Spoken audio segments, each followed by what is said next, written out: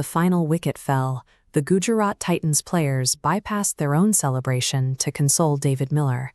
The South African veteran, typically the definition of composure, appeared completely shattered on the field. On the surface, it was a classic nail-biter. Gujarat Titans posted a massive 210. Delhi Capitals chased them all the way to 209, falling a single run short as the clock ran out. The scorecard suggests a match of equals, but for the majority of the second innings, Delhi was the statistically dominant side.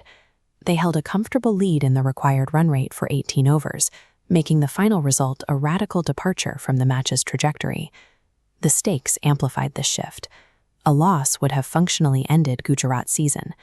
Delhi had a struggling opponent pinned to the mat, with every historical and statistical indicator pointing toward a victory for the Capitals. In T20 cricket, a one-run deficit in a 200-plus run chase is rarely the result of a single unlucky bounce.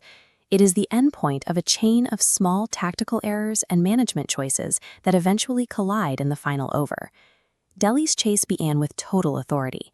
Their top order neutralized the power play, scoring at a pace that made the target of 211 look standard rather than intimidating. KL Rahul was the engine of this dominance. He stayed at the crease for the bulk of the innings, carving out 92 runs from just 52 balls and keeping Delhi firmly in the driver's seat. However, Delhi's management introduced a point of failure by repeatedly selecting Nitish Rana, despite a prolonged slump in his performance. His inclusion changed the team's batting rhythm at a moment when they needed to maintain pressure. This choice had immediate consequences. It left the in-form Ashutosh Sharma on the bench and forced Samir Rizvi to bat in a high-pressure slot he wasn't prepared for, thinning out a middle order that had been functioning well. Delhi had built a massive opening stand, but their refusal to pivot on selection created a brittle foundation.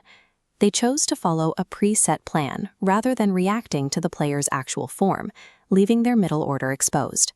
The match took place in a high-scoring environment, where the average bowler was conceding more than 10 runs per over. The conditions were heavily skewed in favor of the batters. This chart shows Rashid Khan defying the physics of the game. While other bowlers struggled, Khan operated at an economy of just 4.25. His impact was structural.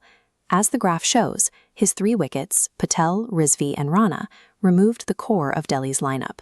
With the game slipping away, David Miller returned to the crease.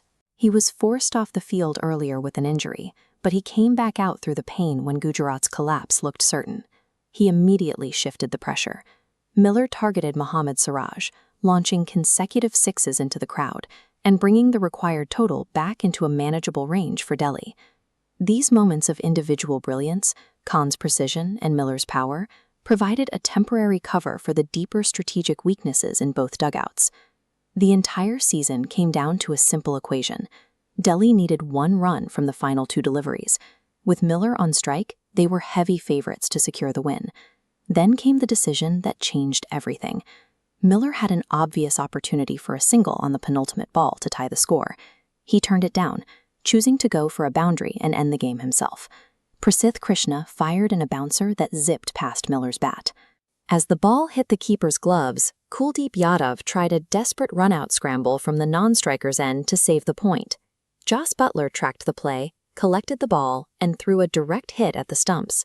Kuldeep was caught short, and the match ended instantly. This specific heartbreak follows a pattern in Miller's career.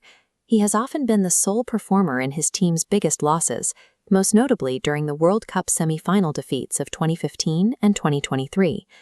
This sequence solidified Miller's reputation as one of the game's great tragic figures. Despite scoring 41 off 20 balls while injured, he is the one left to deal with the fallout of a finish that went wrong. In T20 cricket, the distance between victory and a legacy of heartbreak is measured in small moments. A single dot ball unplayed,